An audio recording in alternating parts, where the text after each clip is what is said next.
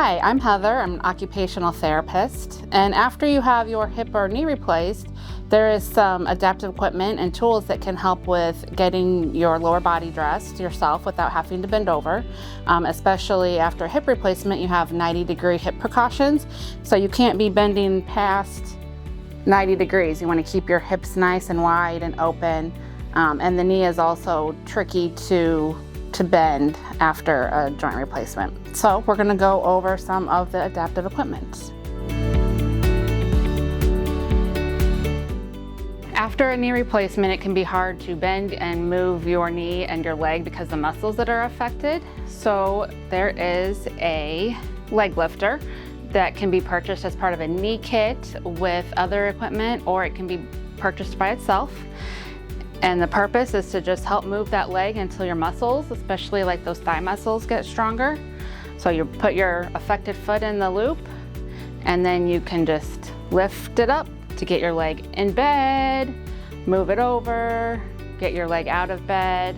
But that way your arms are doing the load of the work instead of putting pressure on the knee. You can also use like a belt and loop it around. You can use a rolled up bed sheet. But this is just another piece of equipment that can be purchased after your knee replacement.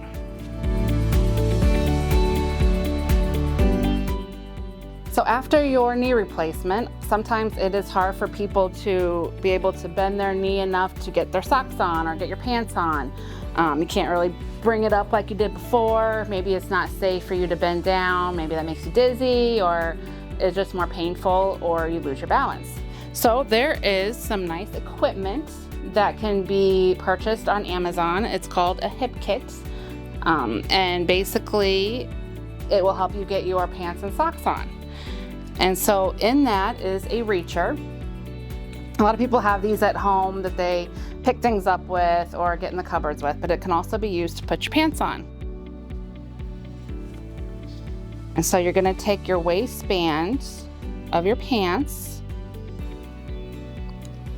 and you're gonna put it in the little claw, and then all of a sudden you have a long arm. And you wanna put your surgical leg in the pants first, just because it's harder to move.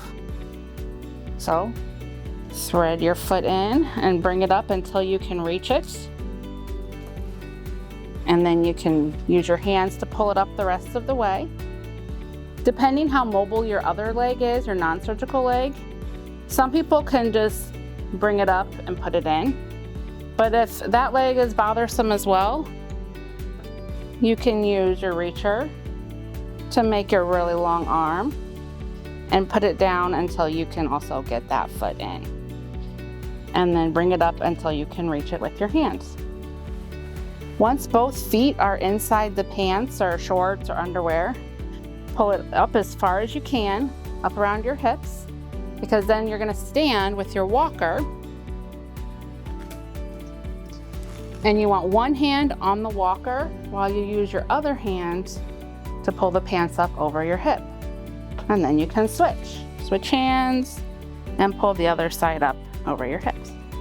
And then your pants are on. And so to take them off, you're just gonna do the reverse process. One hand on the walker, one hand pulling the pants down, and switch.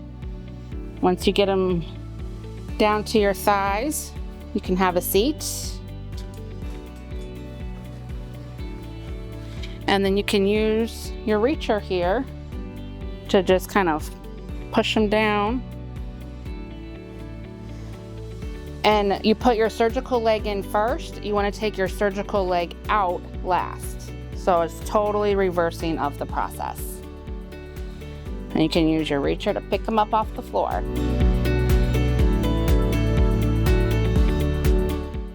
This is a dressing stick, and it also is part of the kit and can be used to get your pants on. The hooks on the end can be used on belt loops, but you can also use it on regular pants or shorts or underwear by gathering up the leg and hooking it in there. And then you have your long arm again to put down and put over your foot and just kind of work it up until you can reach it.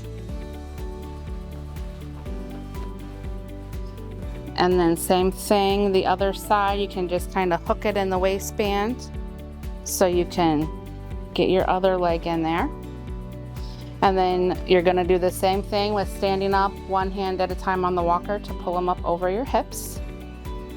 And then you can use this to push them down when you're ready to take them off. Again, you take it off your surgical leg last. You can bring them up. Another gadget that's in the hip kit is a sock aid. So socks are one of the hardest things for people to get off and on, even before a knee replacement, but especially after. So you hold this in your lap, and this serves as like the bottom of your foot, and you're gonna put the sock on it as if that were the bottom of your foot. And you just wanna pull it all the way on. Make sure it's nice and flat down here. And then you use the ropes, drop it to the floor, and kind of point your toes, maybe put it down and slide your foot all the way to the bottom. And you can wiggle a little bit, do some ankle pumps as you pull the sock aid up, and then your sock is on.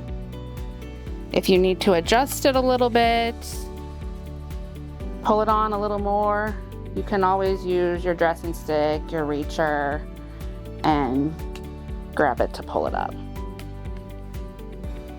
When it comes time to take your sock off, you can use the dressing stick and just kind of get behind your ankle is the easiest way. And then just pull it on off. And then you can use your reacher to pick it up.